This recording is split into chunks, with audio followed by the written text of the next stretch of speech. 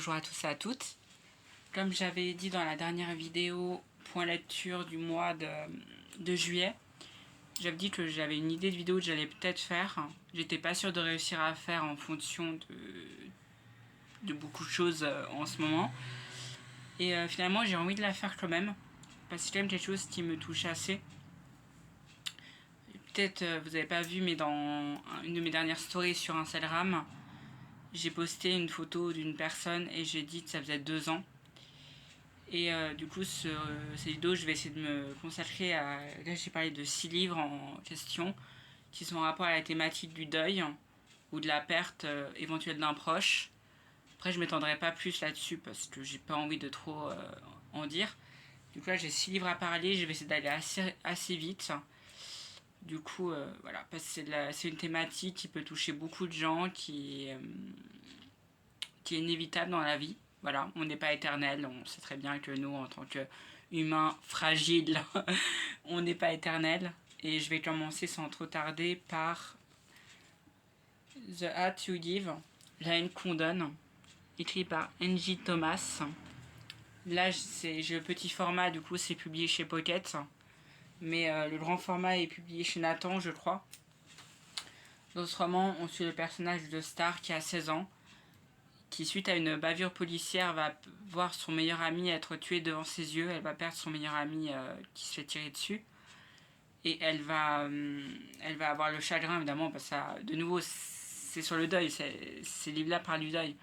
Mais il parle aussi de comment cette jeune fille en tout cas a réussi à se relever et à faire de ce décès une force. Enfin, c'est horrible à dire, mais elle est tellement révoltée par ce qui arrive à son meilleur ami qui est totalement injuste, qu'elle va décider de se battre pour rendre justice de base à son meilleur ami, pour faire éclater la vérité, pour faire comprendre qu'en fait le policier était clairement en tort, que son meilleur ami n'avait rien fait pour se faire tirer dessus. Et du coup c'est un très beau roman que je vous recommande, qui parle de beaucoup de sujets. Je crois qu'en plus ce roman en ce moment il a été aux États-Unis, il a été interdit. Je crois qu'il a été, tu peux plus l'emprunter, c'est plus un livre qui est montré, qui met en avant en tout cas. Et on se demande bien pourquoi. Mais voilà, très beau roman que je vous recommande, mais qui peut être difficile à lire si vous êtes sensible à cette thématique-là. Ensuite, un autre roman, j'avais déjà parlé en post, c'est Une belle vie de Virginie Grimaldi, publié aux éditions Le Livre de Poche, parce que petit format. Grand format, j'ai aucune idée d'où il est publié, du coup je vais pas dire de bêtises. Et dans ce roman, on suit Emma et Agathe, qui sont... Il l'a allumé ? Non, pardon. Qui sont deux sœurs qui ont grandi de manière totalement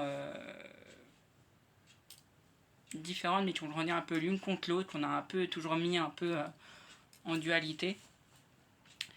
Et ces deux sœurs vont devoir revenir dans la maison de vacances, parce que leur grand-mère est décédée.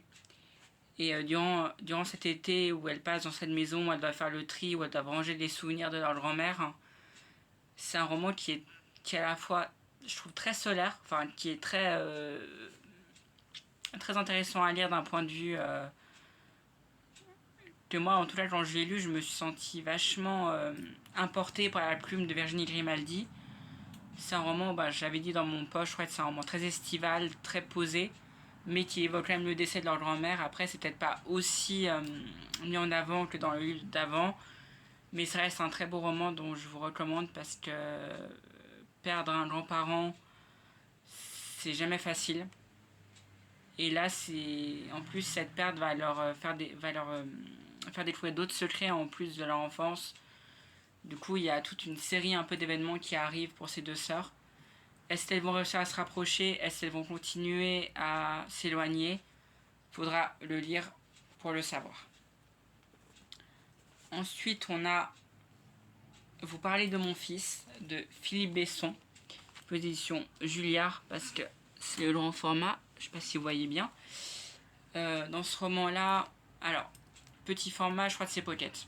Philippe Besson, je crois que ses livres sont principalement publiés chez Pocket. Dans ce roman-là, tu suis un père qui a son fils qui s'est suicidé à cause du harcèlement.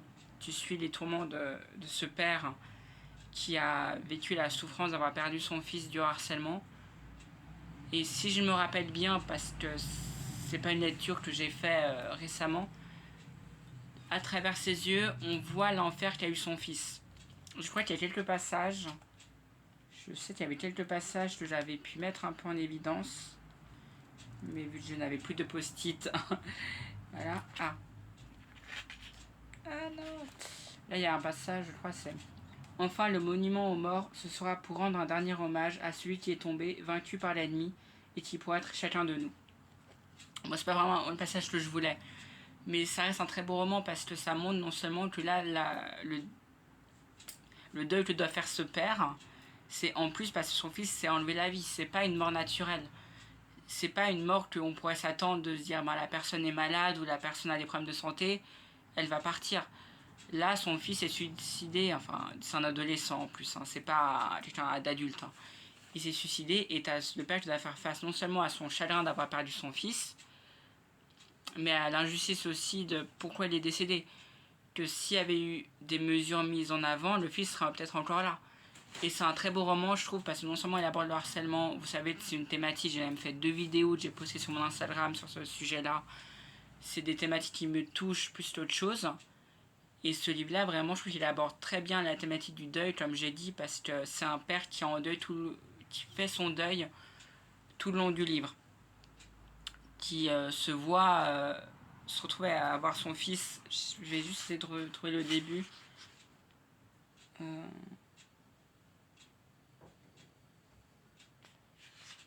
Voilà, au début, on commence au début où il doit aller à l'enterrement. Où il voit ses habits, où il voit la chemise qu'il doit mettre, où je pense qu'il n'a même pas encore accepté le fait qu'il ne verra plus son fils. Là, notamment dans le résumé, ça vous envahit, pas vrai, ça vous submerge, ça vous dépasse, ça vous anéantit. Et ça, ce n'est le début que les toutes premières minutes. Et oui, ce livre représente assez bien le cheminement du deuil, que tu as plusieurs étapes, que c'est très dur d'accepter un décès, surtout comme j'ai dit, quand il est injuste. Enfin, aucun décès n'est juste, hein, mais je me comprends. Et vraiment, je vous le recommande si vous aimez La plume de Philippe Besson et si vous avez envie de lire un livre qui prend un peu au cœur quand même, qui prend un peu aux tripes. Je transforme, mais il fait vraiment super chaud. Ensuite, une lecture un peu plus récente. L'homme qui écoutait battre le cœur des chats de Mathias Malzieu, publié aux éditions Albin Michel. C'est un roman qui est très beau, et j'ai trouvé très beau, et qui est un peu plus pour le coup, je vais déjà vous résumer.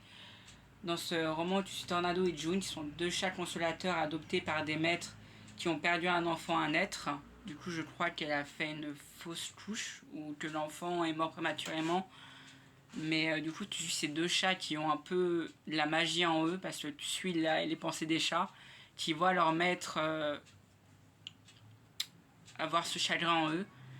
Et ce que j'ai beaucoup aimé dans ce roman, c'était ce premier roman que je disais, Mathias Malzieu, parce que je l'ai rencontré au salon du livre, du coup j'ai pu acheter le livre et je me suis dit c'est l'occasion, enfin moi je voulais le lire, de dédicacer. Oui, Amy.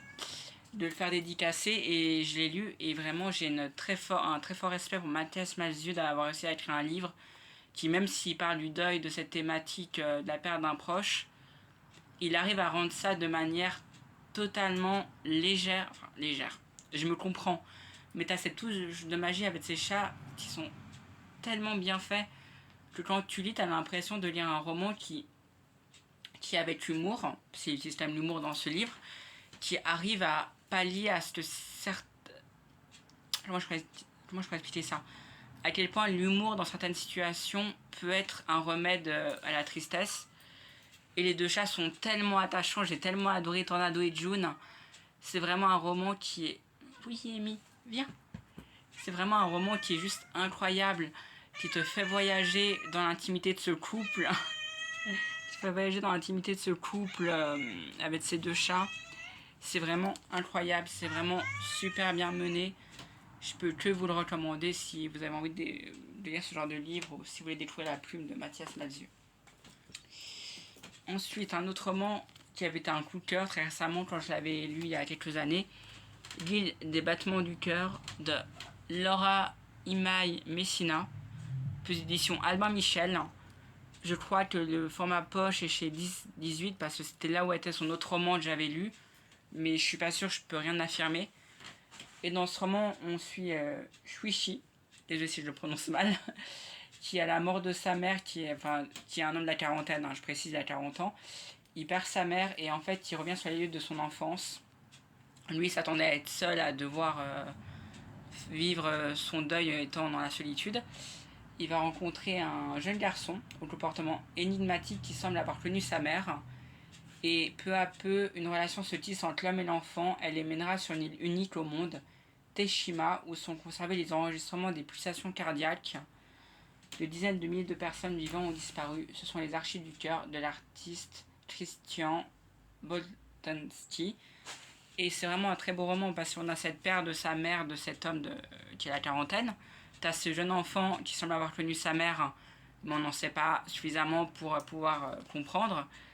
Et c'est tellement un beau roman. Moi, quand j'ai lu, ça me fait un coup de cœur parce qu'il est tellement bien écrit. Enfin, t'as tout ce voyage un peu quand même fabuleux de cet homme de 40 ans jusqu'à cette fameuse île. Je vais essayer de vous retrouver. Je sais pas si vous voyez, mais il y a un nombre incalculable de post-it parce que ça avait vraiment été un coup de cœur. Il y a tellement de passages dans ce roman qui m'ont touché, qui m'ont fait voyager. J'ai l'impression d'être à leur côté. Voilà, par exemple, les enfants ne peuvent pas consoler les adultes parce que ces derniers ne leur accordent pas ce pouvoir. Les adultes se consolent en croyant avoir au moins la capacité de consoler les enfants, mais c'est une illusion. Je vais pas vous lire toutes les citations que j'ai mis en évidence, mais c'est un roman qui est tellement... Enfin, même si, comme un peu, je reviens à ce que je disais pour l'homme qui foutait battre le cœur des chats, c'est à ce côté, mine de rien, même s'il parle du deuil, qui a un sujet assez bien amené dans une sorte où c'est assez léger. C'est pas un roman qui est pompeux, qui va tellement en tristesse, qui va te prendre la tête et te dire maintenant, voilà, il y a du malheur partout dans le monde, rien ne va. C'est pas ça, c'est un roman qui déborde d'humanité, je trouve en tout cas. La relation de ce garçon et cet homme sont juste sublimes, vraiment, ils se guérissent mutuellement en fait, j'ai l'impression que c'est vraiment ça. Les deux s'apportent quelque chose, du coup les deux, ça aide l'un à ne pas ça aide à ne pas sombrer et l'autre à rester à la surface. C'est vraiment incroyable.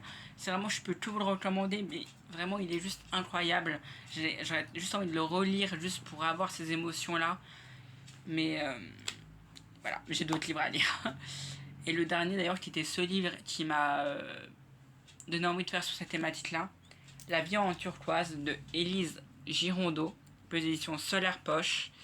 Je vous montre un peu le jaspage qui est très beau. Voilà. Et alors, je tiens à préciser que je n'ai pas l'autrice personnellement. Et si ma vidéo lui fait du mal, je tiens à m'excuser. Parce que dans ce roman-là, l'autrice parle de sa sœur. On suit Ellie et Louise, qui sont deux sœurs fusionnelles. L'une sportive et solitaire, l'autre coquette et ultra sociable. Leur vie bascule le jour où Louise apprend qu'elle est atteinte d'un cancer rare des ovaires. Démunie, Ellie ne sait pas comment trouver sa place aux côtés de sa petite sœur. Pourtant, elles vont mener avec leurs parents un combat ensemble contre cette maladie. Ce roman à deux voix retrace le quotidien des malades, l'impuissance des aidants, l'humour comme arme de défense. On y revient. Du coup, j'ai perdu ma...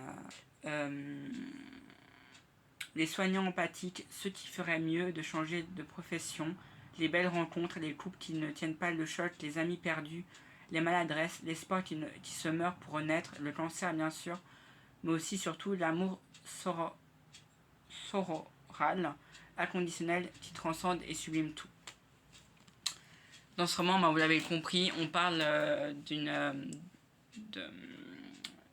en fait, l'autrice parle d'elle-même, je ne veux pas trop en dire parce que je ne veux pas lui faire du mal avec cette vidéo.